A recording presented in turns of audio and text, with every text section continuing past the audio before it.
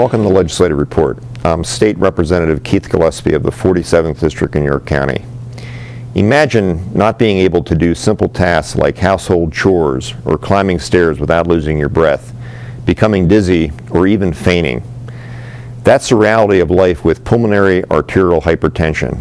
It's a disease that can be difficult to diagnose and has no cure. Here today to educate all of us about this disease are Dr. Dimitri Zubkas, Director of WellSpan's Pulmonary Hypertension Program, and one of his patients, Michael McAdams. Gentlemen, thanks for taking the time to drive up here to Harrisburg and educate the folks in the community. Mike, I think I met you a year or so ago at actually a support group that has formed in York, and Dr. Zubkas, I know you've been part of that. Yes. And it really was an eye-opening experience for me. Mike, how long have you been part of that support group? Since I was diagnosed back in July of 2009. Okay, and how often do you folks get together? We get together once each month, usually the third Wednesday of each month, and we get together to share medical experiences, information. Just this past week we had a special meeting, and we had some people in that did some salt-free cooking, home cooking for us to show how to cook a simple meal at home without using a lot of salt or other things like that that can influence the hypertension. Sure, certainly we all know that, with just regular high blood pressure hypertension, that salt is extremely important in the diet. Yeah. Now, I remember when I attended your one support group, you not only for the patients but also the families were there, sitting at the tables and being part of it. And I take it that still follows suit with the monthly get-togethers. Yes, caregivers, family are always welcome because it's informative for everyone, not just the patient, but a lot of times many of the patients as well also need help either getting in or maneuvering with, there's many of them that are on oxygen, so they have that to carry along and other things that they may need with them. So it's a help to have family with them. And obviously they're going through the disease process with you. Even though they're not directly affected, they are affected because their loved ones are associated with it. Right. Now, Doctor, I understand you're a pulmonologist, and where did you receive your training? Actually, I went to medical school in Pennsylvania. I went to Penn State up in Hershey in the 90s, and after which time I went to Chicago, Michigan, and I did my training in pulmonary medicine and critical care in St. Louis. After which time, York Hospital was nice enough to actually hire me to build up the pulmonary hypertension program, so I've been there ever since. Okay, and how many patients are you seeing with just strictly the diagnosis of pulmonary hypertension in York County? The pulmonary hypertension, we've evaluated in the past 3 years over 400 patients. But there are different types of pulmonary hypertension. And the type that we're talking about, the pulmonary arterial hypertension, currently we have 66 patients. Okay. And that's the patients, those are the patients who are in treatment for pulmonary arterial hypertension. Okay, and where, as a pulmonologist and these 66 people, are you seeing them at the hospital, or are you seeing them in your office, or where do you see them? Both. Most of the time, these patients get referred to me by providers in the area, and we see patients that come as far as Harrisburg, Lancaster, Chambersburg, Gettysburg. Most of the patients come from York County, though. We do see patients in the hospital as well, and I've diagnosed a number of patients with pulmonary hypertension when they were admitted to the hospital for other reasons. Right, and I think you've really zeroed in on something. We mentioned 66 patients. A lot of them from York County, but not necessarily so. Lancaster, Adams, the surrounding area. So I'm taking it from that this can be a rather difficult disease to diagnose because of the infrequency of the numbers that you're seeing. Absolutely. As a matter of fact, the disease has been known since late 1800s. But the first treatment for the disease was developed in 1996. So it's a very recent disease to treat. And that was the first treatment, which was intravenous medication that you have to run continuously. So since then, in the past 15 years, a lot more treatments have come forward. The treatments that we can use inhaled, we can use oral pills, but surprisingly enough, it still takes over 2 years for the patients to come to see a pulmonary hypertension specialist from the first time they develop symptoms. And we know that because we try to keep tabs on the patients. And there are 3 different registries that people use. One was from NIH back from the 80s and early 90s that showed that it takes 2 years for the patient with pulmonary arterial hypertension to be seen. The recent registry, which was just published, shows that it takes 2.8 years still for the patient to be seen. Now that is a problem because from the time of diagnosis to the time of death in these patients, it's about 5-6 years. So half of this time, they're looking for a physician to treat them. It becomes quite complex when they present with a very late-stage disease. Okay. Now, I wouldn't want to refer to it as time lost, but the time that it takes, the difficult time that it takes to come up with a diagnosis, were there things that could have been done in the early part of that would have made any kind of difference, or perhaps comfort? Or Absolutely, and that's one of the things that we try to do is education of the providers and patients, more so providers in the area, to identify the disease early on. And these are your colleagues, family practice, internal medicine folks, etc. Okay. Yeah, the family practice, internal medicine, rheumatology, cardiology. The problem with pulmonary hypertension is that it presents with very non-specific symptoms. You get short of breath, you get a little chest pain, and most of the time it presents in younger people. A lot of physicians tend to dismiss those complaints, and younger people also have this notion that, you know what, I'm just a little more short of breath. It's not really, nothing's wrong with me. Maybe I'm just a little overweight. Maybe I just need to lose some weight. Maybe I'm deconditioned. So by the time they actually even go to see their doctor, it takes a while. And then for their doctor to think pulmonary hypertension, that's like on the bottom of the list. Understand. So it's a real protracted, I mean, Michael, just maybe your situation, maybe you could tell us your personal story about what led up to your diagnosis and how you were feeling prior to that. Before I had visited Dr. Zupkus, probably about a year before that, I was starting to feel symptoms, and maybe before that, but I didn't really notice it. And like he was saying, I was younger. I just thought, well, maybe I'm just out of shape. I'm getting a little more winded. I had always been in karate many years before that. I worked out. I did things, rode my bike, and other things like that. So I thought, well, can't be in the lungs. Just must be out of shape. And it just took me time to actually go to the doctor. Until I actually went, I was feeling really bad symptoms of shortness of breath, tightness in the chest, real bad. And when I went to visit my regular family doctor, she had thought that actually it was a cardiology problem. It might be the heart. I could be having heart attacks. So she sent me in right away for an emergency heart catheterization, which I had probably a week following her visit. And when I went in for the heart catheterization, that's when they found the pulmonary pressures in the lungs that were out of sync and were way too high. Everything else with the heart was okay. It was more or less the pressures within the lungs themselves where the problem was, and that's when they referred me to Dr. Zupkus to go see him. Now, were your symptoms, you mentioned chest pain and difficulty breathing. Those are 2 hallmark things that we hear.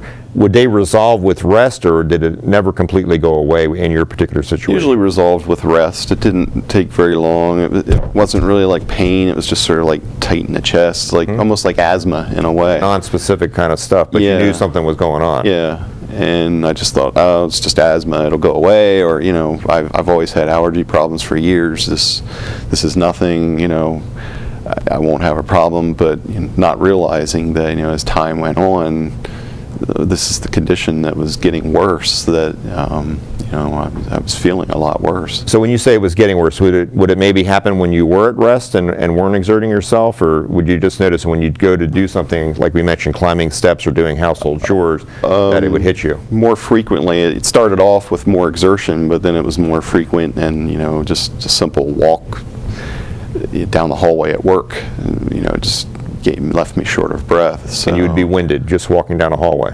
Yeah. Okay, and Michael, how old are you? I am, well, I will be 45 in October. Okay, so the doctor did mention this tends to happen with, I mean, what's the average age? Is 45, the 45. 40s? It's a pretty representative age. The initial registry showed that it's actually a disease of younger women, so the women in their 20s. But when we looked at the patients later on, the age started shifting more towards 40s and 50s. So we see more patients who are in their 40s and 50s these days. And Michael is pretty much a classic case of pulmonary arterial hypertension. He waited for a while to get diagnosed. The only non-classic thing is that when he went to see his family physician, the family physician immediately thought that something needs to be done. Most of the time, physicians would think, rest, that's your allergies, that's the asthma, and would treat it for the next 3 to 4 months or so without any improvement, and then they would start doing something else. Actually very glad that Michael's physicians was very proactive in this regards. People die while they're being diagnosed. I mean, that happens. So we need to do something to get this message out to the physicians and to patients in the area that this disease does exist, and we need to think about it. So. Okay, well, hopefully we're going to be able to help a little bit with today's program. And again, I thank you guys for being here. And so I heard you say two things, Doctor, was females are a little bit more predisposed to this than males. And any reason why in some of the research of Actually, all the way no. back to the 1800s? No, not particularly. And while initially we thought that females were more predisposed, these days we don't. We don't know why the disease occurs. We do know that it's elevated blood pressure in the lungs. And we do know that there are about 5 reasons for the disease, and 5 reasons only, as far as we have identified. If there is something wrong with the arteries inside the lungs, and that's not the arteries that cause heart attacks, those are different arteries. And those are affected by diseases of the joints like rheumatoid arthritis, or inflammatory disease of the entire body like lupus, scleroderma. Liver disease can affect it, HIV can affect it. As a matter of fact, if you do the autopsies on the HIV patients who have died, about 95% of them will have changes in their lungs consistent with pulmonary hypertension, but they never had symptoms. Some of them run in the family, some of them associated with congenital heart disease.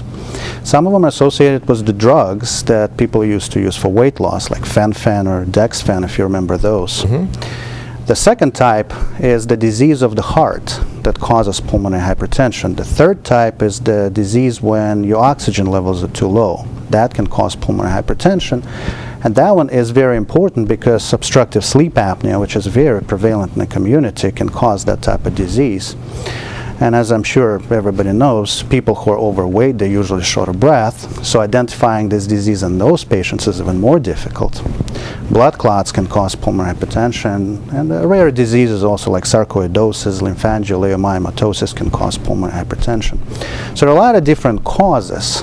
And our biggest responsibility is to identify these patients with pulmonary arterial disease, because those are the ones who will die without treatment very early, and we tend to treat them very, very, very aggressively.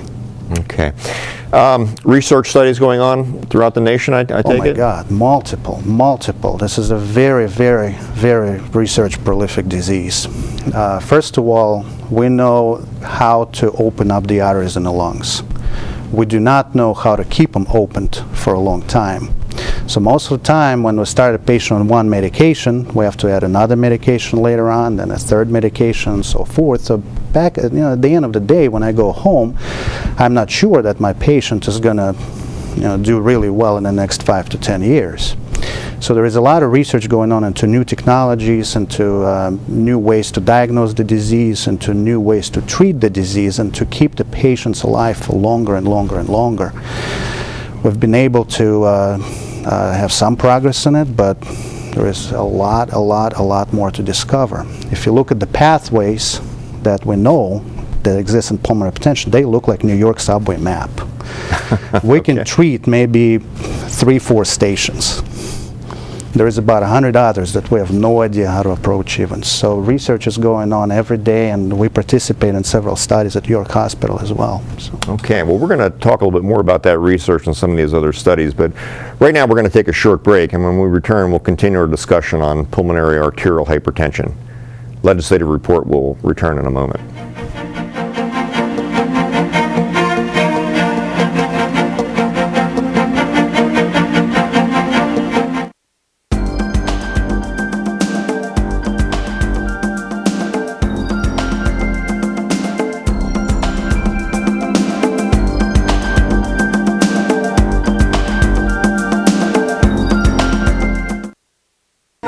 Did you know that Act 16 of 1999 honors one of the greatest leaders in the Pennsylvania House of Representatives? The Matthew J. Ryan Legislative Office Building, once known as the Capitol Annex, is located next to the main Capitol building and honors the late Speaker of the House, Matthew J. Ryan. Those who visit this building will observe the magnificent architectural designs providing eloquence and grandeur to the building. Known as one of the greatest members in the history of the Pennsylvania State House, Matthew Ryan started his career in the legislature in 1963 and was elected Speaker in 1981. His charisma and knowledge will forever be reflected in the building now named after this great legislative leader. Now you know. Welcome back to the program. I'm State Representative Keith Gillespie. Today we're learning about pulmonary arterial hypertension from our guests, Dr. Dimitri Zubkas and Michael McAdams. Gentlemen, once again, thanks for being part of Legislative Report and making the trip up here to Harrisburg to do this show. Doctor, just before we broke, we were getting in a little bit of some of the clinical trials and research that's taking place nationwide. And again, I go back to the fact that this was initially discovered in the 1800s, but really we weren't starting to treat it up until 1996? Correct. Well, people were trying to treat it, but we just didn't know enough about the disease to even approach it. So the medications like calcium channel blockers were used, digoxin, but they didn't really do much for the disease process. So if you were diagnosed with pulmonary arterial hypertension in the 60s, that was a death sentence pretty much, 100%. If you get diagnosed with pulmonary arterial hypertension now and you see a pulmonary hypertension specialist, there's a very, very good chance that if you get on medications, you will live and you're going to do reasonably well. Virtually every medication we use for pulmonary arterial hypertension these days improves symptoms quite significantly, and Michael can attest to that, when he talks about how we're treating his pulmonary hypertension. The problem that I always see with treating pulmonary arterial hypertension is the cost of the medications. And research is one of those things that can potentially decrease the cost of medications when new medications come on the market. There are, first of all, better medications to treat the disease. Number two, there is more competition among the medications, so the cost tends to kind of come down. One of the prime examples was when sildenafil, the good old Viagra, came for pulmonary hypertension. It was priced at X amount of dollars. When their competitor came out with a medication that works very similarly, but you take it only once a day, they brought the price down, and sildenafil had to match the price. So that actually, the patient wins in many ways.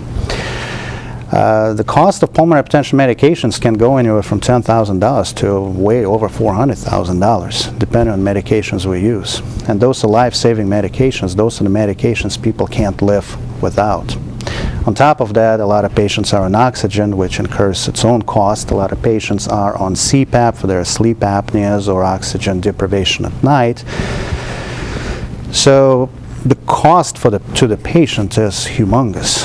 So that's one of the other reasons why we try to bring it to everybody's attention, so that everybody knows what's going on, and so that people support the fact that we need more scientific data, a lot more research in this disease process to come up with better medications and better ways of treating it. Yeah, that all makes sense. And again, I take it if early access into the system may not involve as many medications, so therefore the cost could go down. And Michael, we're certainly going to talk about the costs here in just a moment. But Doctor, just getting back to, people that are at home watching this show thinking, yeah, I get short of breath when I walk down the hall, or gosh, what I used to be able to do with household chores or lawn work, or maybe playing with my kids or whatever, now I get some feeling.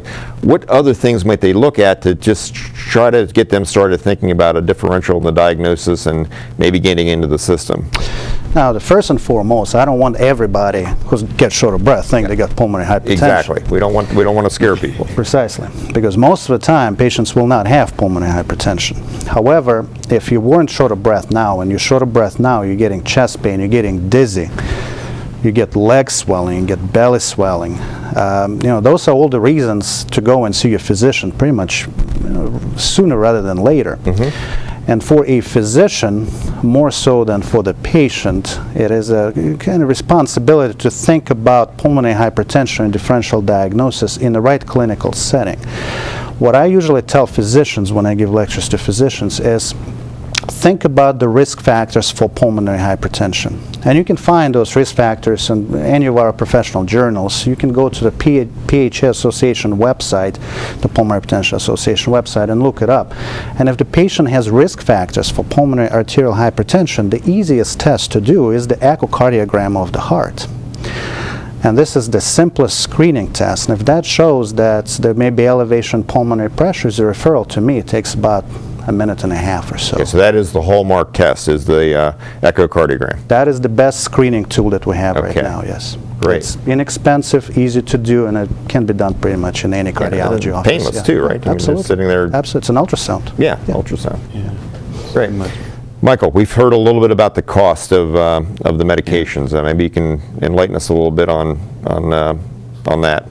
So far, I'm on 2 different medications. Well, I've been on 2 medications. One just got switched up, but one of the 2's a little less expensive. I think the one that I was on was around $2,000 a month as a cost. The other one that I'm on is about $6,000 a month, and that's a dosage. That's a month worth of pills that they'll supply you with for the treatment.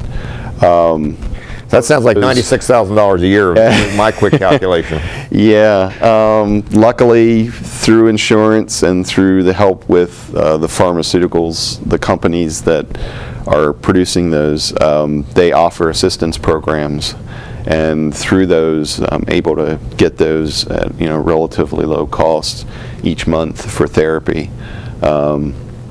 Without the insurance or without the assistance through these companies, it would be overwhelming costs, sort of in the ranges that you would often see, like with cancer treatment or any other expensive treatments like that as well. Mm-hmm.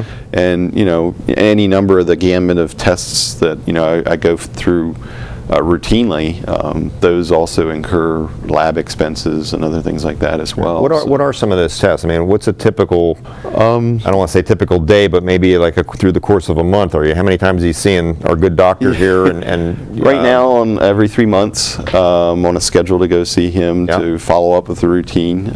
Each month I have to go for a routine blood screening for a liver test. The one medication can interfere with liver function, so it has to be monitored over time to make sure that there's no problems there. And every once in a while there's a few other different ones, but I just recently went for another echocardiogram to make sure that pressures are maintaining and treatment's working okay. And initially there were a lot of other tests that were up front that I had remembered going through when I was first diagnosed, and later on after some problems I had when I was in the hospital a while. I had CT scans, other pulmonary tests, pulmonary function tests, and a whole range of different testing in order to monitor the pressures within my lungs and see how things were functioning and how things were working. Michael, did you have a cardiac history in your family at all that would have precipitated your physician sending in for the catheterization? It was her. It's just her instinct in seeing condition I was in and what I was going through, and how I was feeling at that time, and even listening to my heart. Something wasn't quite right to her, and she thought it was best that I go get checked out, even though there was no real true history there. Understand. CPAP, sleep apnea. You wear a device at night when you're sleeping? Yes, I was also diagnosed with chronic sleep apnea. So at night I wear the continuous pressure apparatus, the CPAP, and that keeps the constant pressure through the airway to keep air moving through my system. Because I believe when I had gone for the testing, I had stopped anywhere from 30 to 50 times an hour, stopped breathing and stop bringing in air. So that can lead to a loss of oxygen intake into your system as well. So, but really 2 separate things that are just running parallel. It's just a coincidence that he happens to have sleep apnea, as a lot of people do. Yes. And you mentioned about obesity, that's one of the reasons why people have sleep apnea, and they have to wear the device at at night. How about supplemental oxygen, Michael? Do you use that at all? Only in the evenings during sleep with the CPAP. Okay. So far, I've not had to use it during normal routine or during working hours or anything like that. I'm still able to work, so I do keep a fairly normal schedule at work and around the house, but have to limit myself and make sure that I pace myself well enough that it doesn't catch up with me. I can't run a lot of flights of stairs or anything like that. Just have to keep things at a moderate pace for now. Okay, well, I think I've known you now for about a year and a half, and certainly, if anything, I think you look better than maybe when I first met you, if that's possible, but you seem like you're obviously following the directions of your physician, but you're doing all the right things, and I pray and hope, and I know that the folks that are watching are going to join me in that, Michael, that you're going to have a long, healthy ride with this thing, and we wish you the best. Gonna keep going with it, and keep on with the advocacy as well to get the word out there. Yeah, well, I was always very impressed. I think we had a little difficulty hooking up initially, and there was some phone calls and phone tag going on, and I appreciate your perseverance. And again, I was so impressed the night that I went to your support group and sitting and meeting with people at the various tables, and the physician was there. It's very heartwarming that you have that cohesiveness, and I'm sure you all help each other through that effort.